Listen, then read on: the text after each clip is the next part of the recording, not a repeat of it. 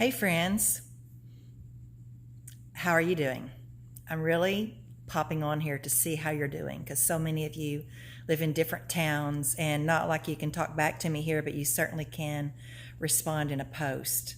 But I wanted to hop on here to hopefully offer some encouragement because there is a real shaking going on and I am being shaking. We all are being shaken and there's nothing wrong with us admitting that we are being shaken.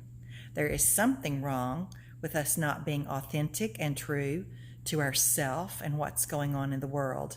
Because the worst thing that can happen is to not be aware of what's really going on inside yourself. So we are all being shaken at the moment.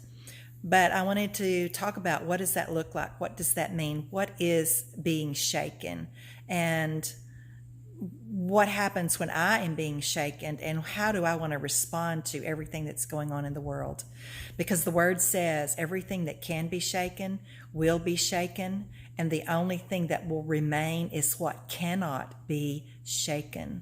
So if I am shaken and there's nothing left remaining of me, that means I had no substance to begin with.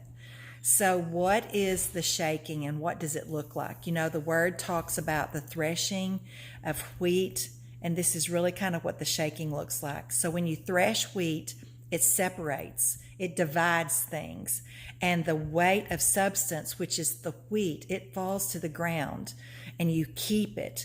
But what is of no substance is the chaff, and it's blown away with the wind. And there are people, when things shake, that they are going to be like the chaff. They're going to be blown about by the wind. They are not going to have any substance of anything left to hold on to. And the purpose of the shaking is to divide and separate, but it's also to divide and separate things in my own heart. Because what happens when I am shaken, then I am reduced down to really, where am I right now? Where am I on the earth when everything around me is shaking? And the other night, I just had to get up in the middle of the night, 3 or 4 nights ago, and just cry and cry out to God and look into my own heart and see where I am and what's going on. So disturbed about what is happening in Afghanistan and actually all over the world. You know, the whole earth is convulsing. The whole earth is shaking, and Yahweh is allowing it because he is working things in the middle of it. So when things happen and I am shaken, what this takes me to is every place within my own heart. Where am I in my trust with Yahweh? Where am I in my relationship with him?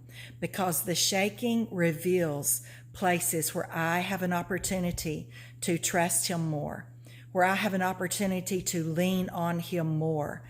And you know, one of my favorite life scriptures is, I sought the Lord and he delivered me from all of my fears.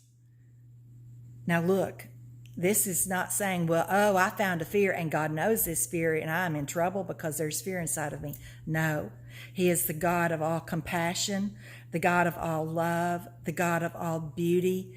And when I seek his face with fear that I have found within me, he does not turn me away.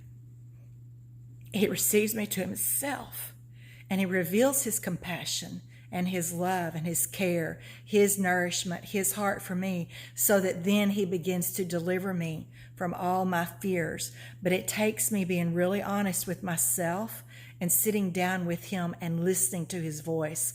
That's why I posted earlier about his voice. We don't live with black letters on white ink. We live with his voice. And his voice sometimes can come from the written word, but sometimes it comes in the sweetest whisper to my heart, just to be still and to not allow everything in the world to get me off course with him, because he is seated on the throne. He is the ruler of the heavens and the ruler of the earth, and there is no one on the earth that has power above him, because he is the God of all power. He is the power source over all powers, and we need to know him.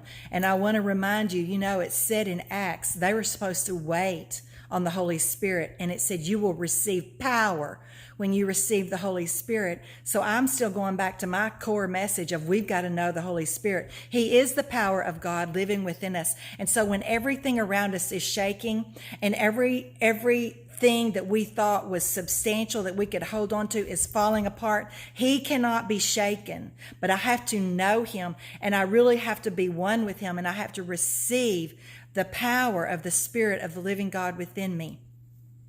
Now, one thing I wanted to share with you is because growing up, I took on that thing about denying yourself. And I want to explain just real brief definition, what I have come to understand. Because denying myself to me in my earlier life meant I denying all thoughts that I have, all of my own self.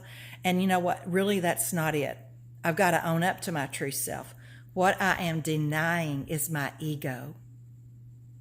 I'm to deny ego. I'm to deny pride, arrogance. I'm to deny thinking I can live without God.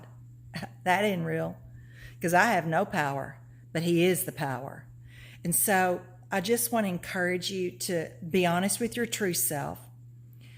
When something triggers inside of you and you start reacting with fear or anger that really is rooted in fear, or just going crazy and losing it, sit alone with him. Be authentic with yourself in his presence. And go ahead and tell him what you are feeling. And then let him have it. Let it go. And ask him to come and fill your heart up with his love and the power of his love. Because he sees everything. He knows all suffering on the earth. He always has. And he has a plan. And he said he is going to wipe away every tear. He is going to heal every broken heart, but he is separating out those who will be victorious and those who will not. And I want all of you to be the victorious ones, even if we feel like we are crawling. One of my friends a long time ago, Audrey McKeon, she would say to me, I may be crawling and the dust may be flying, but when the dust settles, I'm holding on to him. So don't let go of him. Acknowledge whatever fears may come up, because it happens in the earth, but then let go of that fear and let the love of God come and wrap your heart up and sit with him. Spend more time with him in his presence, knowing that you are loved, you're cherished, you're guarded, you're protected, and he cares about every single thing in your life. There's not one thing that he does not care about. And he is working all of this for our good. And I have a lot of other things I could say, but maybe I'll come back on another day. But I just want to encourage you to sit down in the love of God. Let the shaking shake, but his love cannot be shaken. I love you all, and I bless you.